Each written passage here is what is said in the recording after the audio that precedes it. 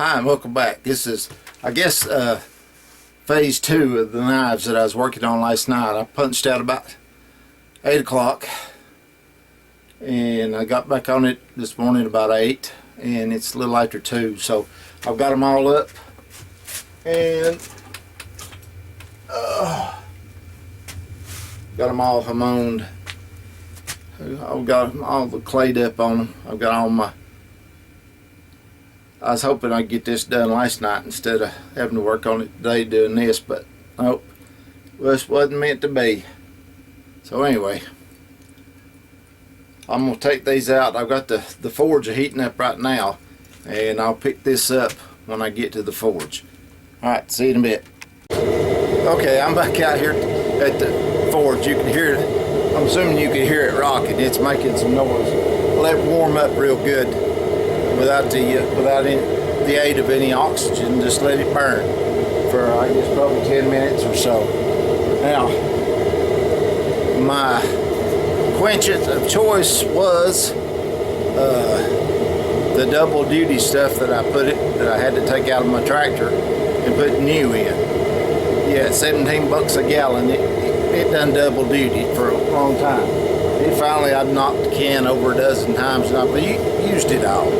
Got it all polluted with the refractory cement on the homones that I've been making. So anyway, I've done a little research and everything, and most people use the canola oil. Now, this is Walmart brand, and no, they're not paying me for anything for saying it or showing it. I just want to show you that it is canola oil, and it's I think it's $1.50, maybe $2 a bottle, 48 ounce. Okay, so I got that, and what I keep it in, or what I'm going to start, I just don't know if you could see what my place is all junked right there at the anvil, is a 30 caliber ammo box, military box. I took the rubber out of it. Yeah, 7.62. I know that's 30 caliber. And I got it full of the canola oil, took 2.5 bottles. Now I'm heating this up. The forge is getting good, but I got to heat up a bolt. So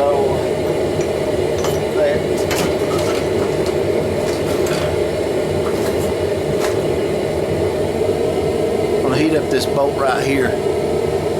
This is part of this striking anvil that I made. It was a big block of steel right there, and I brought the tractor in with it, put it in here on this. Same way I set this puppy up, or I set it. I hadn't moved it since I started building it right there. But anyway, these are hard bolts, so I'm gonna heat this one up to probably a dull red to start with, and then drop it in the canola oil to warm it up. I'm not saying it's not already warm, but no, it's below body temperature, so I need to get it up around 100 degrees or so. So when I get this, right there is my forge. Let me move that out of the way, and we should see what's going on inside of it.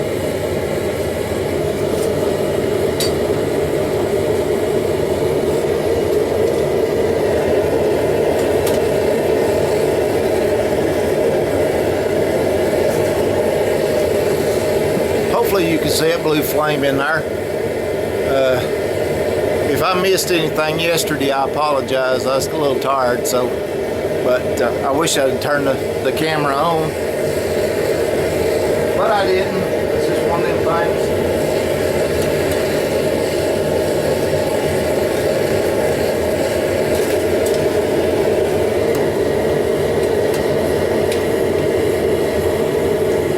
Since it probably would have been a copyright infringement or whatever with me sitting in there listening to the radio, and then with the air conditioner going, it's pretty noisy in there. And believe it or not, I wear most of the time I wear my headphones or earmuffs when I am doing that in there with the radio on and the air conditioner and me grinding or whatever like this. I could still catch part of the radio. Somewhere or another, the frequency of the radio will resonate through to the earphones. Now, don't get me wrong, I can't hear every word and every lick on every song, but I can hear enough of it that I can enjoy it. And it just that mundane drone of the air conditioner and the grinder or the drill press or whatever else, they just neutralize it out. But they do on me. My hearing's weird anyway. Of course, I guess I'm a hunter, so you have to tune yourself up to hear something different. If you was in the city all the time, you'd be listening for cars when you crossed the road. In the woods, you're sitting there listening to the sounds of the birds, the wind, the squirrels, and everything else, and you're listening for a deer, an elk, whatever you happen to be hunting. But anyway, so you hear all this, plus you hear what you're intended on hearing. If you concentrate hard enough, like I said, even with them ear muffs on, you can hear the radio. Not clear, but it's not bad. But anyway, that's beside the point. That's the reason I didn't turn it on. I'm afraid that it'd be copyrighted, infringed, and they would probably take it down. That somebody would take my videos down. And I apologize that I didn't do that.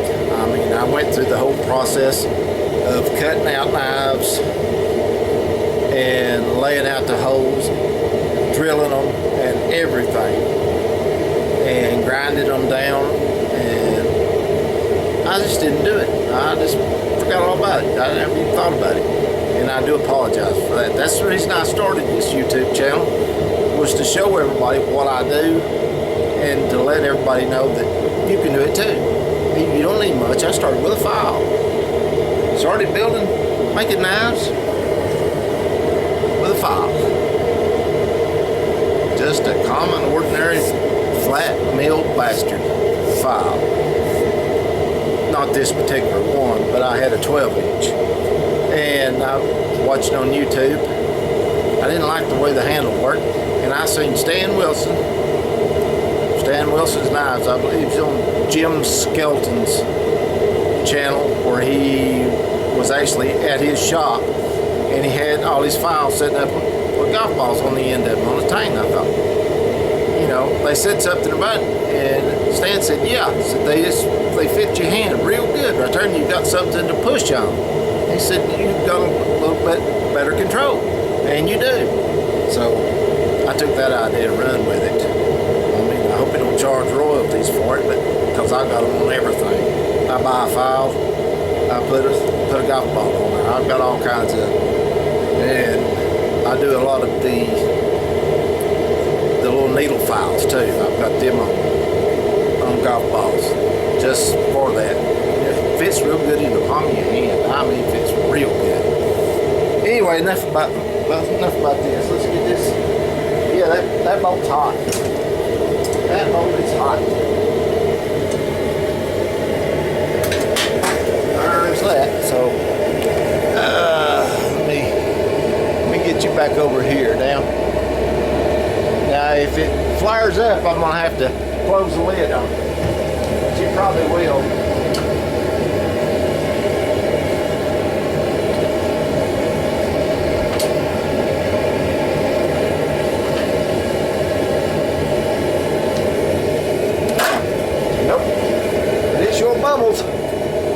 Bubbles and smokes.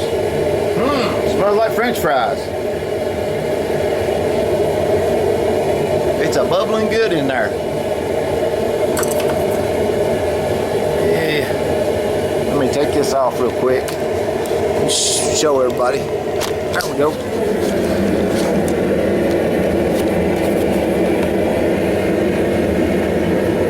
It was bubbling a lot more than that. So anyway, there's my knives hanging on the rack underneath there. So that's what I'm going to do. As soon as I take them out of there, there's a magnet on the side. Right there. But when they become non-magnetic, I'll dump them in the oil. I'll leave this camera pointed on the oil. just a second. All right.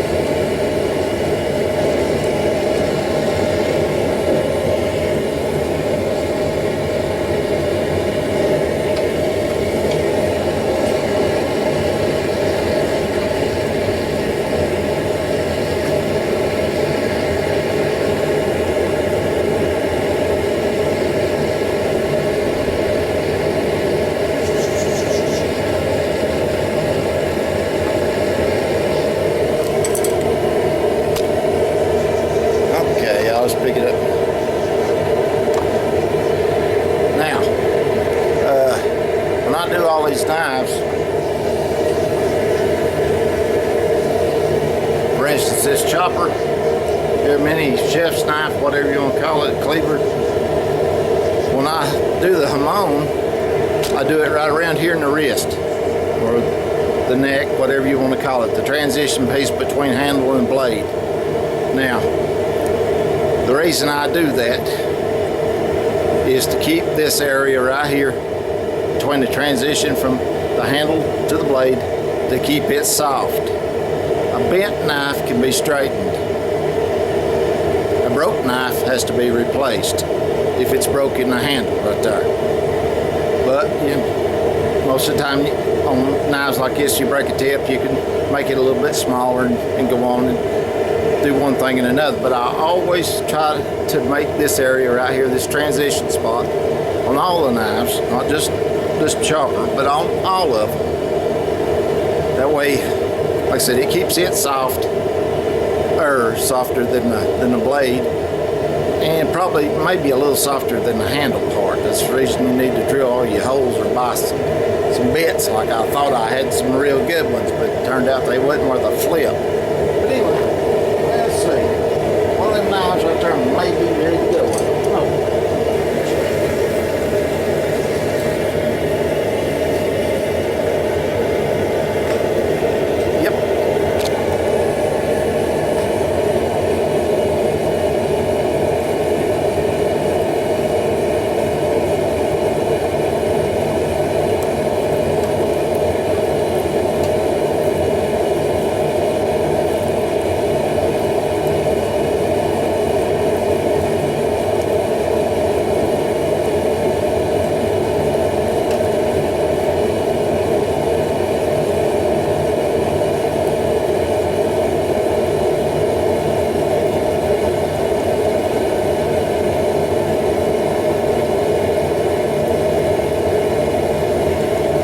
Now to hamon these, since this is 1095 steel that I'm using, the 10 series, they tell me is water hardened, but they're subject to crack if you do that. You know, they could be, I don't know. I don't know everything that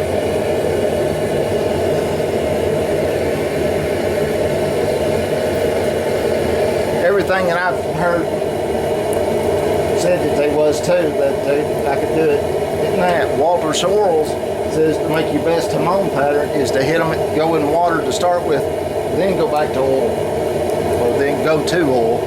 It's water then oil.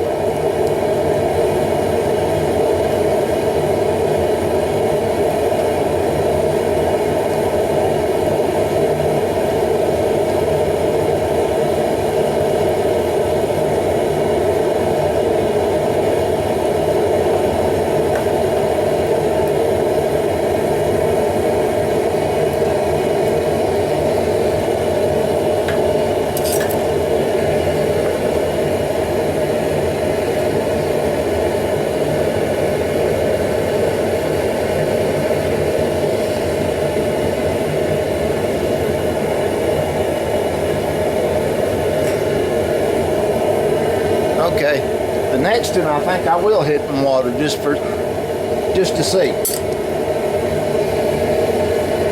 Let them cool down real good.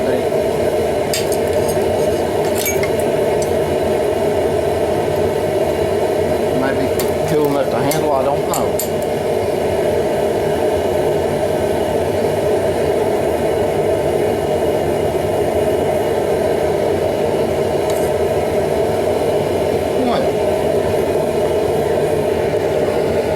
Looks like that might have a fairly nice hamon pattern on it.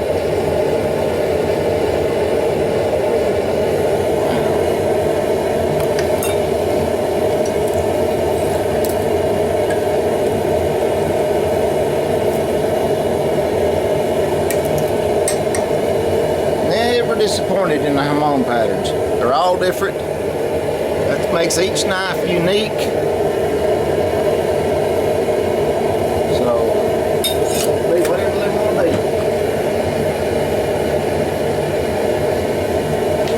Chopper's going to take a few minutes.